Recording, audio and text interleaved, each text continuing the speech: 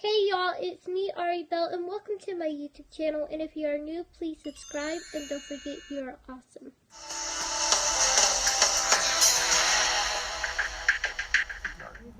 Are we all here? Is anyone missing? Anybody see a spot that's conspicuously empty next to them? If you're missing, please raise your hand.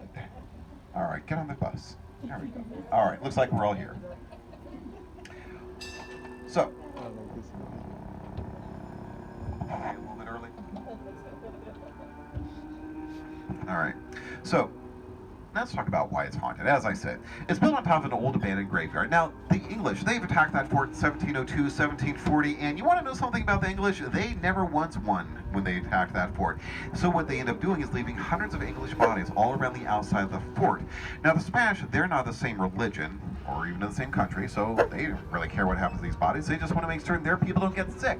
So what do? They just dug trenches all around the outside of the fort and kicked the bodies in the trenches. Yeah, so that was not a problem for many years until William Ward came along and decided to build a house on top of one of these trenches just north of the fort. Now, he ignored the obvious warning signs. Obvious warning signs like guys who were injured during the building of the place, a guy who disappears completely. We'd like to think he walked off the job, but we'll never know. William Ward moved in, and he's not frightened by such reports. He's overjoyed because he's not the type of guy who runs away from ghosts. No, he and his wife, they keep a Ouija board in the cupboard. They actually got along just fine with those spirits for many years until one day William Ward walked out in front of his house and he saw the most impossible spirit you can see. Because it was not a spirit, it was an omen, a warning. It was not to leave St. Augustine as soon as he could. He was sure to die. He took this so seriously, he packed his entire family, 14 kids and a wife, 30 days, they were gone. They abandoned a beautiful home, which they considered to be their castle. It was abandoned for a decade and a half before a writer came along, turns into a hotel. As a hotel was unusual. You did not have to check in under your real name. You could check with a big old X if you wanted to.